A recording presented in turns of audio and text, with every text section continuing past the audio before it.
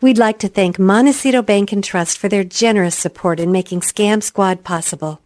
I'm Patty Teal. And I'm Deputy District Attorney Vicki Johnson. Scam Squad is up next. Sound off. 1, 2. Sound off. 3, 4. 1, 2, 3, 4. Scam Squad.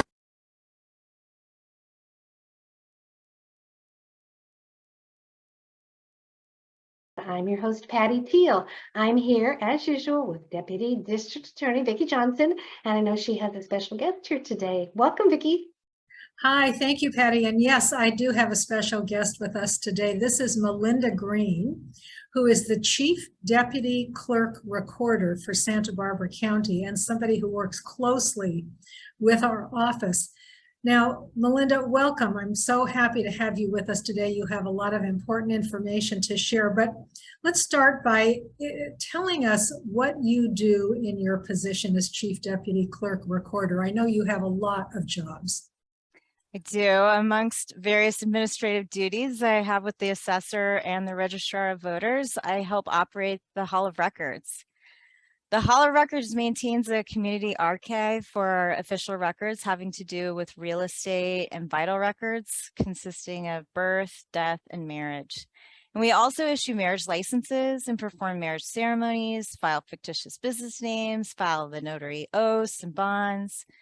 We conduct so many services, but for purposes of today's conversation, we hold the records that establish chain of title for your real estate.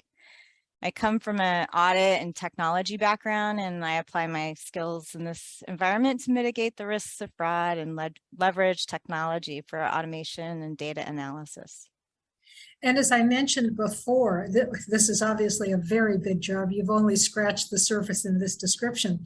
And as I did mention in the beginning, from time to time, you do contact our office, the District Attorney's Office, when you see a transaction that you think might be fraudulent. Can you give us an example of what that might look like? Yeah, we worked very closely with the DA and County Council over the years, and we built a checklist of what we felt was ministerial and low risk for fraud. And so those records, we record those expeditiously, but when it falls outside of that template, then we escalate it and we send it to our County Council. And County Council is the one that actually refers it to the District Attorney officially.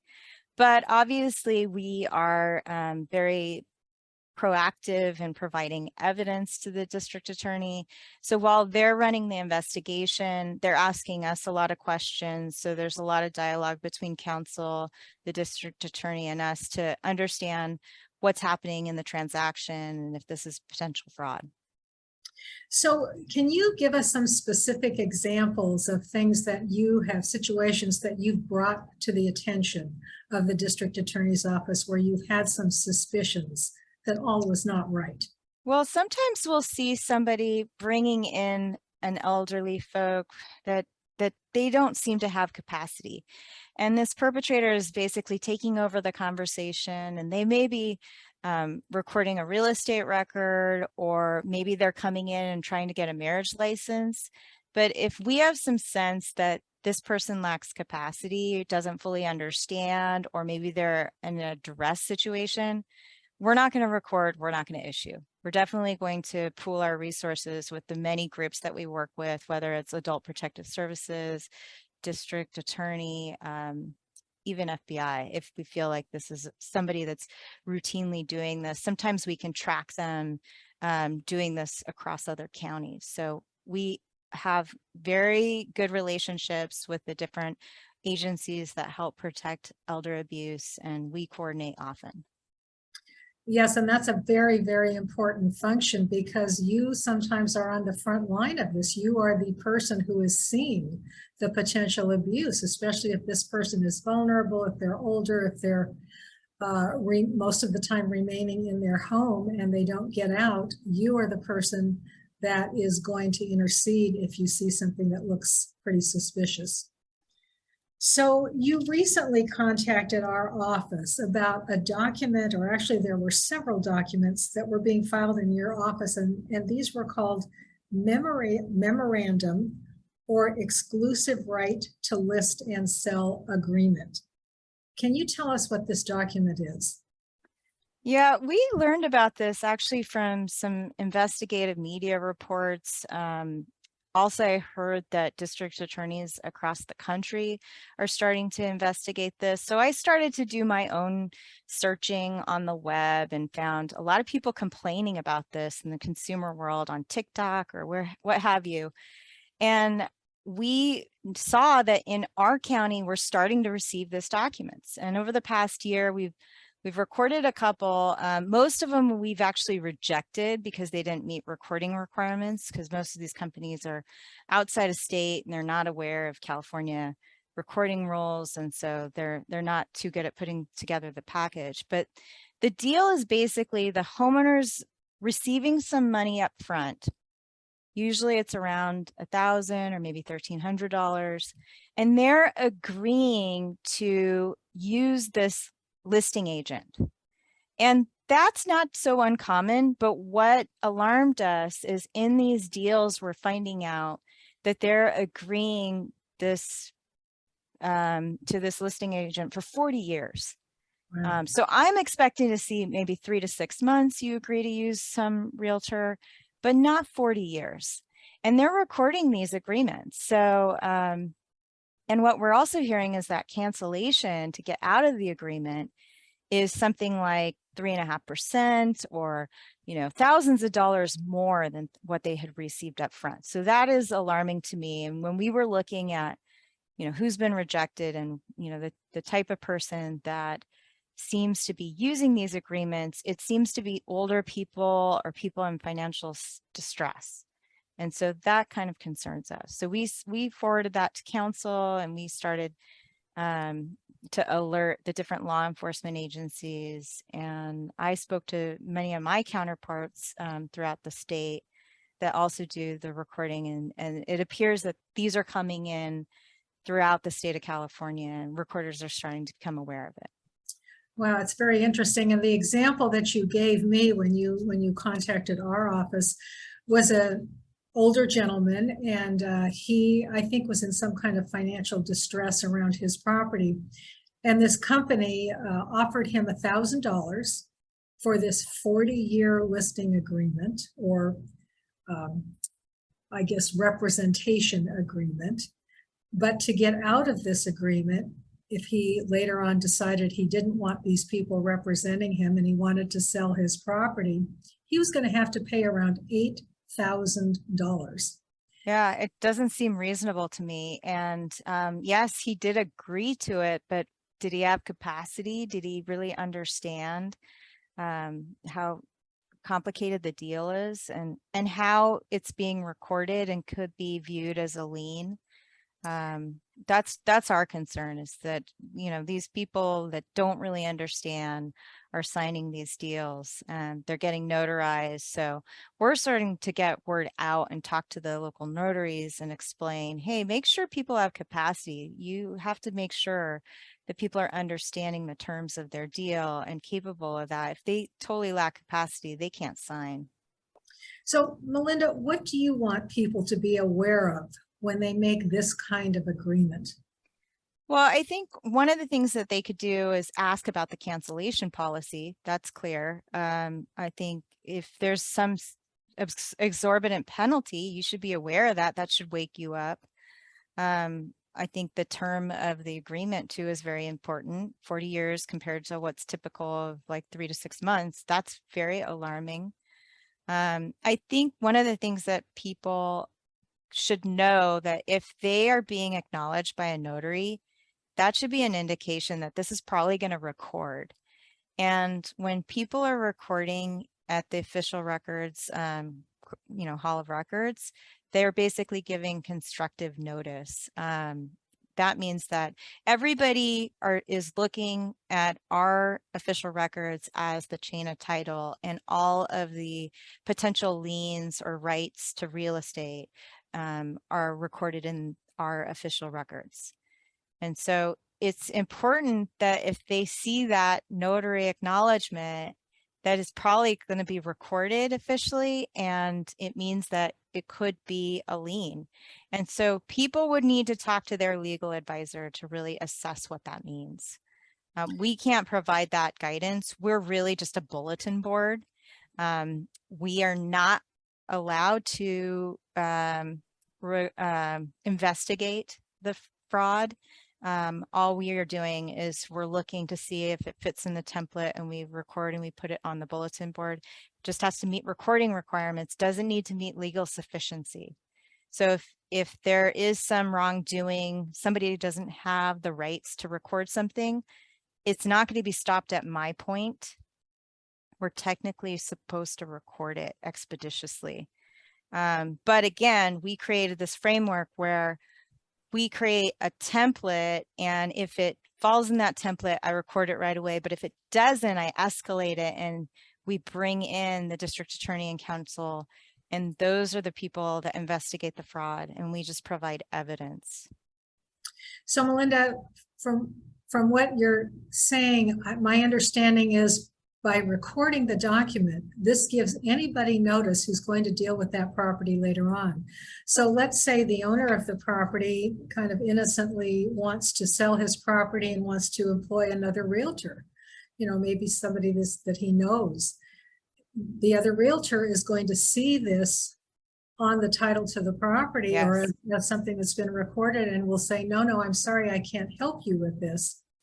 And the way I'm reading the agreement, it also binds the heirs to this property, so that if the gentleman wills his property to his son or daughter, and then he passes away, they're still bound by this agreement, supposedly. Would that be? Potentially. I mean, we can't make any legal interpretations of what's happening in the agreement, but those are things that you would want to ask and understand, right, the consequences. Yeah. Yeah. So you really have to be careful and make sure that you completely understand any agreement before you sign it. And if you have to get legal advice, it's worthwhile to do that. So Melinda, you had a recent case where an elderly victim was convinced to put title to her property into what we call a limited liability partnership, but the partnership did not include her.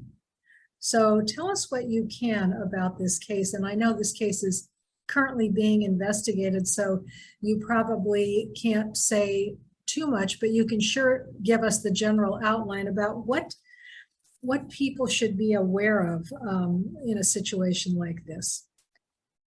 Yeah, we heard about this really through people representing her as the victim, and we had seen the transaction. It seemed kind of suspicious, but it did kind of make it through the template system. You know, it did get recorded.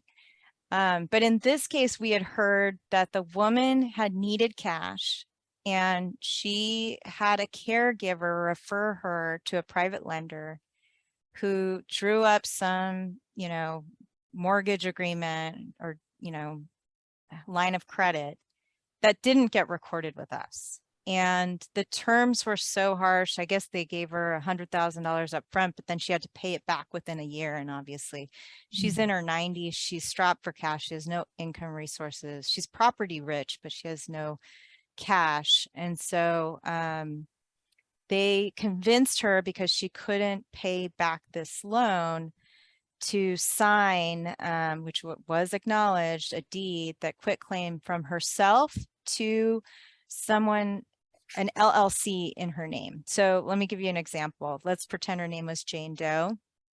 The transaction as we saw it was Jane Doe to Jane Doe LLC, and the woman that brought it in was representing her as her attorney. We're just, you know, settling her affairs, getting everything ready. It's still her. But on further investigation, the owner of the LLC was not, in fact, the victim. It was the lender. So that alarmed us. And we also heard from the person that had reported the crime that there were similar crimes taking place in Los Angeles County. So we escalated this to counsel and just gave her the transaction, and And our counsel referred it over to the district attorney. The district attorney started to look at the transaction, all the documents that go around the transaction. And unfortunately, in this case, the victim died. And our understanding from, the newspaper is that it was deemed a homicide. So we are very concerned about this transaction in particular. It's still under investigation. So this was a situation, sorry, go ahead. No, you can go ahead. You mentioned that this woman had gone through a private lender, which people do. And quite legitimately, but do you have any advice for people who go to a private lender to do real estate transactions? I really do. I think it's risky.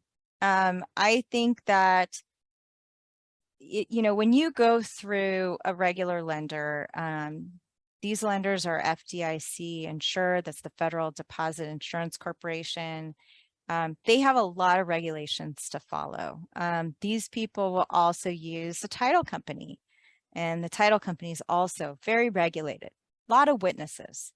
When you're going through somebody that does some backroom deal and they may or may not record, you lose a lot of the protections that are built into the system. So you really have to trust these people. And unfortunately, I think a lot of these victims, they lack capacity to begin with. So they shouldn't even be getting in any agreement whatsoever without some sort of conservator, some person to assist and advocate on their behalf. So we always see that as a red flag when it's private lender and, it's not title insured. That's already on our red flag list. So we take a second look at it, probably more so than other recorders. So what I'm hearing you say is that when you go to a private lender, they may not be following the procedures and the controls that are in place to protect our interests as consumers that banks are subject to, for example. Yeah, we just don't know. And we don't know if they're a regular or if they're just coming into the community for one transaction and then they're going to be gone and we can't find them again. We just don't know. So you definitely have to do your homework. Your home is your greatest asset and you have to do everything you can to protect it. And it does mean extra study. It could mean that you have to pay for some real estate law advice, somebody that's specialized in California specifically. So that's not easy, but I think it's an important step. And we always caution people and tell people, have you consulted your legal advisor? Because once you record this, you cannot undo it. You may have to go to court to remedy it. And so we warn people, it's very important that you protect your chain of title. You don't want a cloud title. We can't provide any legal advice as recorders, again, because we have such a ministerial duty, but it is important to guide them to make sure they're getting the right advice. Well, Melinda, that is a lot of very important and very good advice. And I just want to thank you so much for the work that you do and the protections that your office put into place for the vulnerable members of our society. We so appreciate your work, and we really appreciate you coming on the show and sharing. Yes, we do. Thank you so much. No problem. Melinda. It was great. I learned a lot, that's for sure.